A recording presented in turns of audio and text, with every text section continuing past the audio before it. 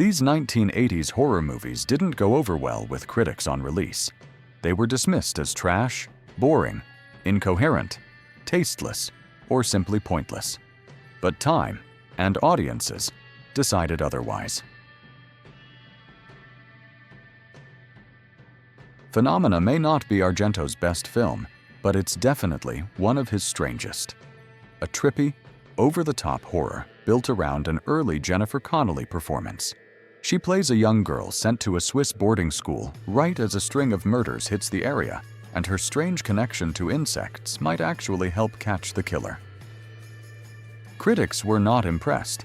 The New York Times said the film creaks along and is failing to work up any chills, then famously joked that the best performance came from the chimpanzee, calling it the year's best supporting primate.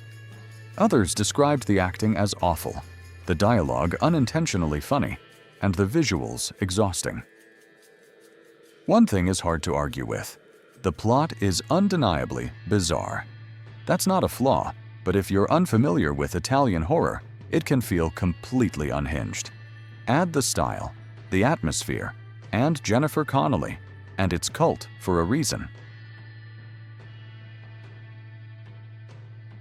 Despite its cast and 2 Saturn Award nominations for Best Costume and Best Makeup, The Hunger was dismissed as unsatisfactory, described as boring, and even labeled a film to be avoided like the plague. Directed by Tony Scott and loosely adapted from the novel by Whitley Strieber, the film stars David Bowie and Catherine Deneuve as the vampiric couple John and Miriam Blaylock, who feed on human blood to maintain eternal youth. When John suddenly begins to age rapidly, he turns to Sarah, a gerontology researcher played by Susan Sarandon, setting off a strange and unsettling love triangle. Most complaints focused on the same thing: too much style, not enough substance, and an over-reliance on mood and sex over story. In retrospect, those criticisms feel more like strengths. And years later, showrunner Brian Fuller cited The Hunger as a direct influence on his TV series Hannibal. Not exactly the legacy you'd expect from a film once dismissed as agonizingly bad. As with all good Christmas stories, Silent Night, Deadly Night begins with an orphan raised by nuns. Billy grows up with one unforgettable trauma. He sees his parents attacked and murdered by a man in a Santa suit. 10 years later, that memory comes roaring back, and Billy snaps, throwing on the hat and beard himself and going on a bloody Christmas Eve rampage. The reaction was brutal. Critics didn't hold back, calling the film a miserable, insulting, worthless, exploitative piece of garbage. Audiences weren't exactly welcoming either. The release was met with protests from the National PTA in the United States, and the movie was eventually pulled from theaters. The official concern was that it might frighten children about Santa, which raises the obvious question of what kids were doing watching an R-rated horror movie in the first place. The trouble didn't stop there. The film also ran into issues on home media, but over time, Silent Night, Deadly Night settled into its reputation as a genuinely diverting slice of seasonal sleaze, effective enough to be remade twice. The original Phantasm from 1979 actually got fairly positive reviews at the time, so it's a little strange that Don Coscarelli's 1988 follow-up has a much lower critic score. Despite a shift in tone and scale, Phantasm II holds its own and, in many ways, plays just as well as the original. Think of it this way: Phantasm II is to Phantasm what Aliens is to Alien. It leans harder into action, turns up the energy, and adds a dose of campy fun without abandoning its sci-fi horror roots. Fan favorite Reggie Bannister returns with even more attitude, cracking jokes while taking down foes with an ever-growing collection of weapons, including a chainsaw and that quadruple shotgun. And the film still delivers plenty of surreal popcorn horror moments. Today, Maniac is often described as one of the greatest slasher films ever made. which is kind of wild, considering what happened when it first came out. A lot of critics went after it for its nauseating graphic violence. Gene Siskel publicly criticized the film's marketing for showing gory footage outside a Times Square theater, and later picked it as one of his Dogs of the Week, saying he walked out after about 20 minutes because it couldn't redeem itself. The New York Times didn't hold back either, basically warning horror fans not to waste their money on it. And it didn't end there. During the UK video nasty panic, Maniac wasn't officially listed or prosecuted for obscenity, but tapes were still seized by police in parts of northern England. Even so, the film became a genuine low-budget hit, with figures commonly reported at around $10 million domestic on a budget often cited at roughly $350,000.